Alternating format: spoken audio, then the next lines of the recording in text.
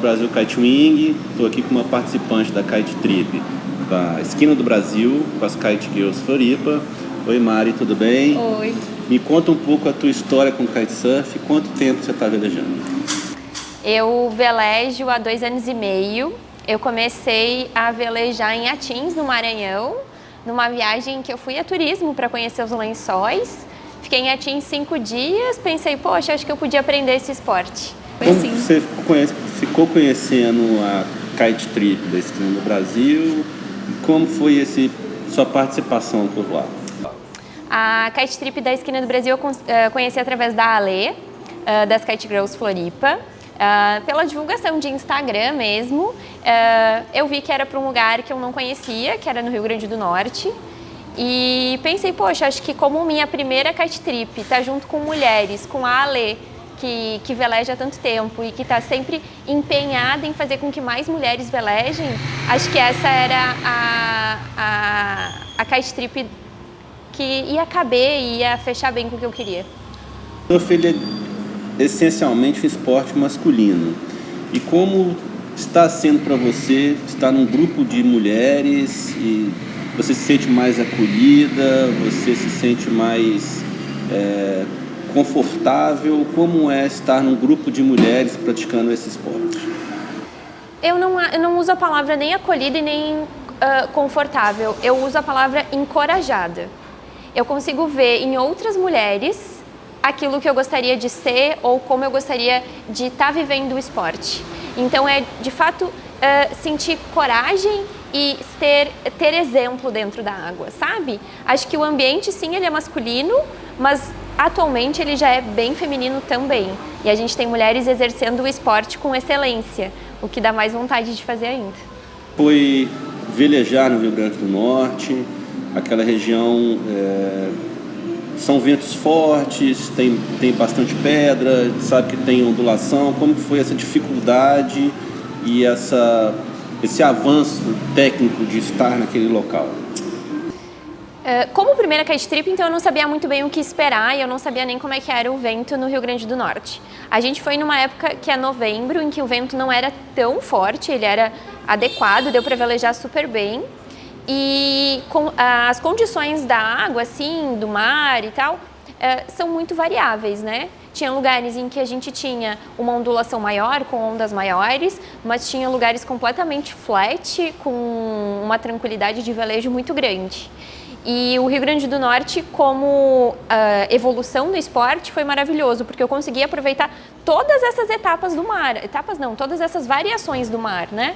Então, assim, desde o mar flat para aprimorar quesitos básicos do velejo, como um mar com mais ondulação e ondas maiores, em que eu pude me expor mais a esse tipo de mar e aprender com ele. Então, acho que a minha evolução técnica do velejo foi sensacional, assim, foi ascendente demais lá.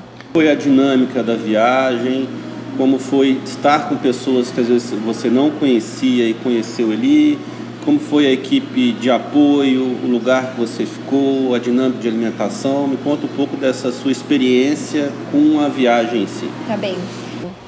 Eu conhecia apenas a Ale da Kite Trip, assim, eu não conhecia mais ninguém. Então foi um universo bem novo de todas as pessoas, mas nós éramos um grupo de mulheres dispostas a velejar. Então eu acho que o esporte, e todas com o mesmo objetivo, assim, facilitou a nossa interação. O grupo, na minha opinião, foi bem unido, foi bem prazeroso, foi gostoso estar junto, todo mundo compartilhando os momentos de velejo, de refeição, de pós-velejo, foi muito legal. A equipe de lá também foi muito boa, assim. A gente tinha a nossa equipe da pousada, em que, né, a gente fazia as refeições, ficava junto, fazia o transporte. E a nossa, as pessoas que nos ajudavam nos meninos. Os staffs. Isso, os staffs do velejo, assim, sabe? Eles eram 3, os principais. E eles eram incríveis. E eu digo assim que a equipe da Kite Trip foi muito boa, porque esse conjunto era muito bom. Tanto a parte do staff da pousada, quanto os staffs de dentro da água, que nos assessoravam para a evolução, nos downwinds estavam com nós o tempo todo, no velejo para os parrachos foram essenciais para que tudo desse certo, e quando eu tive uma situação mais crítica dentro da água, eu me sentia amparada assim 100% e de forma muito ágil. Então foi, para mim, a equipe, eu acho que foi o grande diferencial dessa kite trip. Já estive naquela região e eu sei que ali o ponto alto de lá são os parrachos de Perobas, né? Isso. Como foi vivenciar um velejo que ele já é mais afastado da costa e cenicamente muito bonito, né? Uma água muito clara e muitos corais embaixo. Como que foi essa experiência e essa vivência por ali?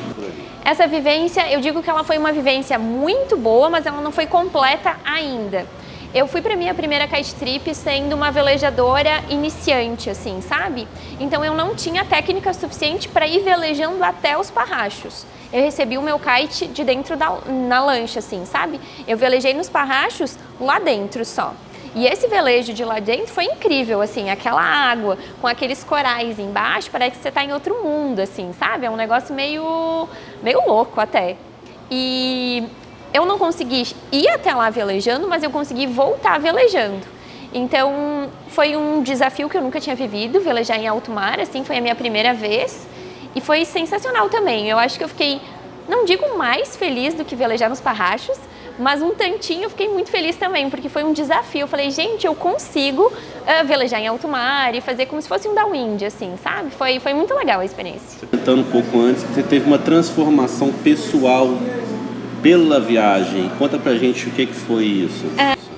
Foi isso mesmo, assim, eu cheguei uma velejadora bem iniciante, e eu saí ainda iniciante, claro, mas uma iniciante com mais conteúdo, uma iniciante com mais vivência, com mais experiência. Autonomia. Exato, com muito mais autonomia. E eu sempre, esses 2 anos e meio de velejo, eu sempre falei assim, eu moro no Campeche, e eu sempre quis velejar no Campeche. Só que eu ainda não me sentia pronta, preparada para entrar no mar do Campeche, porque exige técnica, exige entendimento do mar e outras coisas. E depois da kite trip, eu voltei com essa realmente assim, falando, não, eu acho que eu já posso. E a minha grande realização foi sair da minha casa com o meu kite nas costas, assim, descer a rua, atravessar a passarela e chegar no mar, sem precisar pegar carro para ir velejar em qualquer outro lugar dessa ilha. E entrar no mar efetivamente, passar a arrebentação, velejar no outside, ser feliz lá fora e falar, caraca, eu tô velejando aqui, deu certo. A gente sabe que além da viagem esportiva, também tem uma viagem gastronômica. Me conta um pouco do que você saboreou ali pela cultura nordestina, que a gente sabe que os pratos são incríveis, como que foi as comidas na pousada, acho que teve uma chefe particular. Conta um pouco dessa experiência. Eu não imaginava que seria tão gastronômica quanto foi a nossa kite trip, tá? A gente tinha uma personal chef lá, a Pepe, que fazia comidas maravilhosas, sempre regadas com muitos frutos do mar. Então a gente comeu peixe, lagosta, camarão, tudo muito fresquinho e muito bem elaborado, assim. Eram comidas de dar água na boca. Então, além da kite trip, foi um tour gastronômico, em que eram servidos no próprio hotel, na pousada, no caso, né? Então, assim, a gente nem precisava percorrer quilômetros para achar um restaurante bom. Era servido exatamente ali onde a gente estava e com uma qualidade incrível. Foi muito bom. Qual é o desafio de ser mulher e praticar esse esporte para você? Qual é o grande desafio mesmo? Seria autonomia? Seria coragem? Seria pessoas, mulheres também juntos? Qual é o grande desafio de ter mais mulheres no esporte? Eu vou falar mais pessoalmente, tá? Eu acho que para mim o grande desafio ele foi interno, em saber ou ir vivendo e saber um momento de dizer, poxa, eu posso fazer isso. Por ser, que nem você falou lá no início, assim, um esporte mais essencialmente masculino, às vezes a gente passa por, será que eu posso? Será que eu devo?